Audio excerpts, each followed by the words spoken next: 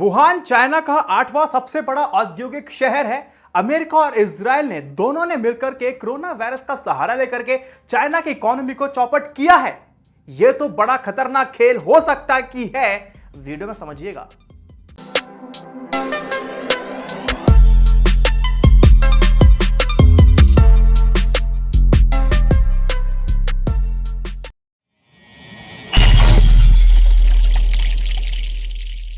नमस्कार। देखिए दोस्तों, corona virus Japan, Germany, America, France, Canada, Russia समेत विश्व के 70 से भी ज्यादा देशों में फैल चुका है। कोरोना वायरस के संक्रमण से विश्व भर में अब तक 3200 से ज्यादा मौतें हो चुकी हैं। लगभग 94,000 लोग इसकी चपेट में हैं। भारत में भी 30 से ज्यादा केसेस सामने आए हैं। कोरोना वायरस सिर्फ आपके जीवन और स्वास्थ्य को होने वाले नुकसान तक ही सीमित नहीं है, बल्कि अगर आप देखेंगे तो ग्लोबल इकोनॉमिक स्लोडाउन के चलते इसका असर और भी ज्यादा व्यापक हो जाता है, जिसके चलते ये भयावह स्थिति बन जाती है। सरल और सिंपल भाषा में कहूं तो यह है कि कोई भी देश जो भी देश चाइना से व्यापार करते हैं, उसकी इकोनॉमी पर इसका सीधा नेगेटिव असर पड़ेगा। इसका असर दिखने भी लगा है। फॉर एन एग्जांपल, ओईसीडी ने वर्ष 2020 के लिए भारत की सकल घरेलू उत्पाद यानी कि जीडीपी वृद्धि दर यानी कि ग्रोथ रेट का अनुमान को घटा करके 5.1% कर दिया है। इससे पहले ओईसीडी ने इसके 6.2% रहने का अनुमान जताया था। खतरनाक कोरोना वायरस के घरेलू के साथ साथ वैश्विक अर्थव्यवस्था पर पड़ने वाले प्रभाव को देखते हुए यह कदम उठाया गया है। ये रिपोर्ट है, उसका लिंक मैं डिस्क्रिप्शन में दे दूंगा, जाके देखिएगा। ग्लोबलाइजेशन के इस पूरे दौर में, इस वैश्वीकरण के इस दौर में कुछ डरावनी तस्वीरें भी सामने आ रही हैं और आएंगी भी अगर स्थिति को जल्दी से काबू में नहीं किया गया तो। अब देखिए, इस कोरोना वायरस की वजह से दुनिया भर में सीधे 500 मिलियन लोगों पर इसका सीधा सा नेगेटिव इंपैक्ट होने जा रहा है, क्योंकि चाइना दुनिया का लार्जेस्ट एक्सपोर्टर है और सेकंड लार्जेस्ट इंपोर्टर है। इंडिया के बिजनेस पर इस कोरोना वायरस का कितना असर पड़ेगा, उसको इस डाटा के साथ समझने की कोशिश कीजिए। देखिए, इंडिया में चाइना से 45% इलेक्ट्रॉनिक्स का सामान सीधा इंपोर्ट होता है। 1/3 मशीनरी भी चाइना से आती है। 2/5 ऑर्गेनिक जो केमिकल है वो भी चाइना से आता है। और ऑटोमोटिव पार्ट्स हो गए, फर्टिलाइजर्स हो गए, 25% चाइना से ही आता है। 90% मोबाइल फोन्स भी चाइना से सीधे इंपोर्ट होते हैं। 70% एक्टिव फार्मास्यूटिकल जो इंग्रेडिएंट्स हैं वो भी चाइना से सीधे आते हैं। यहां पर साफ तौर पर साफ हो जाता है कि इंडियन इकोनॉमी पर चाइना से इंडिया की इंपोर्ट जो डिपेंडेंसी ज्यादा होने की वजह से इंडियन इंडस्ट्री पर इसका बुरा असर पड़ेगा और पड़ रहा है। इसके भी उदाहरण हैं।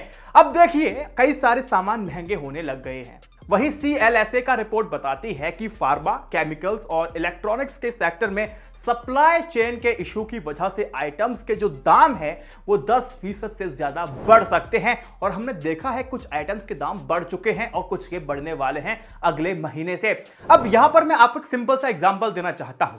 अगर कोरोना वायरस की महामारी बन रही है तो दवा कंपनियों को जरूरी सामग्री की कमी की स्थिति का सामना करना पड़ सकता है। यहां तक कि जो दवाएं चाइना में नहीं बनती हैं, उन्हें तैयार करने का काम आने वाले जरूरी चीजों की आपूर्ति भी चाइना से होती है। अगर भारत और चाइना इसकी चपेट में आए तो दुनिया भर में दवाओं की किल्लत पैदा हो सकती है। इस एग्जाम्पल के थ्रू आपको समझ में आ गया होगा कि मैं किस चिंता की बात कर रहा हूं। सवाल दूसरा, क्या कोरोना वायरस एक बायोलॉजिकल वेपन है, जिसकी शुरुआत मैंने वीडियो में की थी। अब चीन के वुहान से शुरू होकर के इस कोरोना संक्रमण को लेकर के अलग अलग देश अलग अलग बातें कर रहे हैं। और सबसे मजे की बात तो यह है कि सबूत किसी के पास नहीं है, लेकिन लॉजिक ऐसे हैं कि लगता है कि सही कह रहे होंगे। लेकिन दावा किसका सही है नहीं है कह नहीं सकते, लेकिन अलग अलग दावे किए जा रहे हैं। रशिया, अरब और सीरिया जैसे देश चीन में फैले कोरोना वायरस के लिए अमेरिका और इजराइल की ही चाल बता रहे हैं।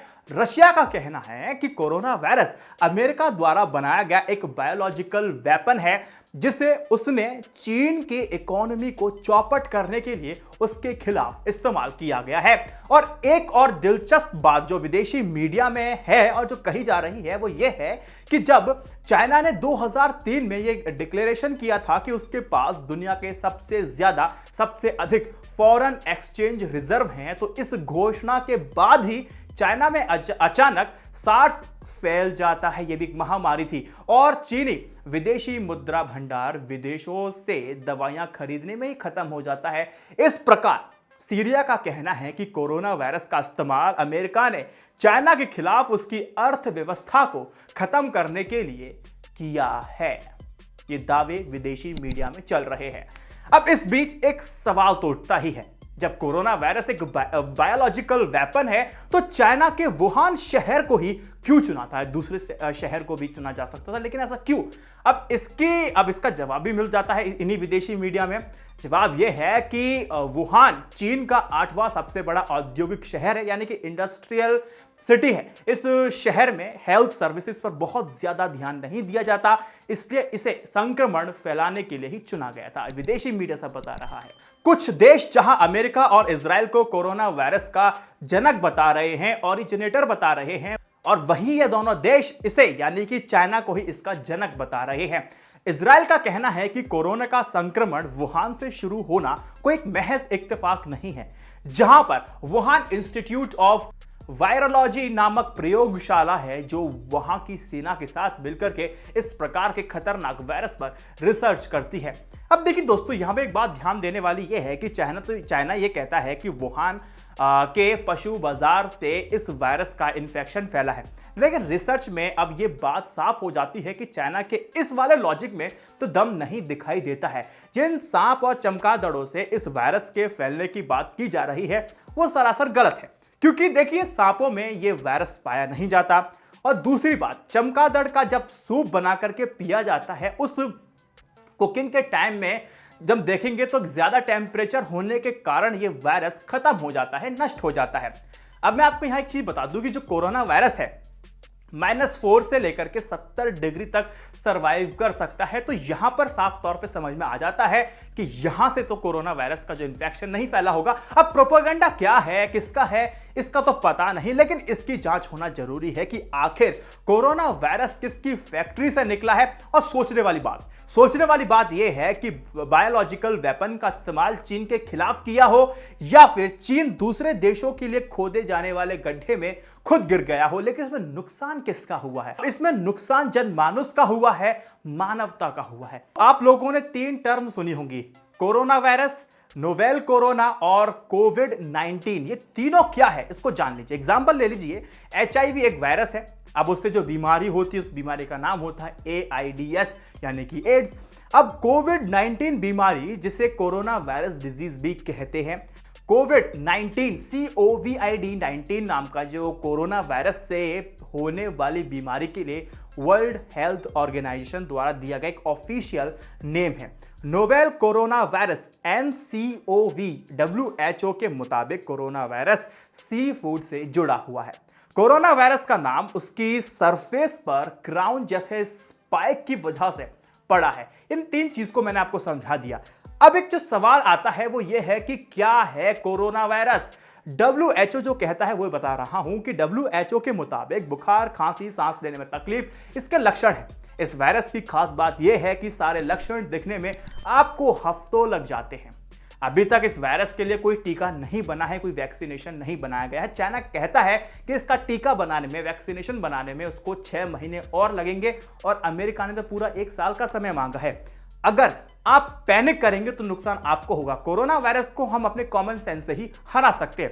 आपने कहावत तो सुनी होगी, prevention is better than cure. तो इसीलिए कुछ बातें, कुछ सवालों के जरिए उसमें जवाब देने की कोशिश करूंगा और अपने मुताबिक उसको दिनचर्या में ढाल लेना। पहला, अब देखिए इस समय जो सबसे ज्यादा सवाल जो पूछा जा रहा है वो ये है कि क्या यह बीमारी या फिर वो लोग जो इस बीमारी की चपेट में आ चुके हैं, क्या उन्होंने मांस खाया है, इसकी वजह से वो चपेट में आए हैं? गलत, ऐसा बिल्कुल नहीं है। केवल मांसाहार करने वाले ही इस बीमारी की चपेट में नहीं है। बीमारी में सफाई को ज्यादा ध्यान में रखने को कहा गया है, गौर कीजिएगा। तो यदि कोई व्यक्ति अगर शाकाहारी है, वेजिटेरियन भी है और वो साफ सफाई का ध्यान नहीं रखता है, वो इस जानलेवा बीमारी की चपेट में आ सकता है। इस बीमारी में मांसाहार का जिक्र इसीलिए हो रहा है क्योंकि दुनिया भर में तमाम लोग घर के बाहर नॉन वेज खाना पसंद करते हैं और बाहर का खाना कितना हाइजीनिक तरीके से बनाया जाता है एक अलग विश्लेषण की ही बात हो जाती है। यह बताने की आवश्यकता नहीं क्योंकि इसको आप लोगों ने देखा भी होगा। दूसरा सवाल पूछा जाता है, कोरोना वायरस कितने दिन तक जिंदा रहता है?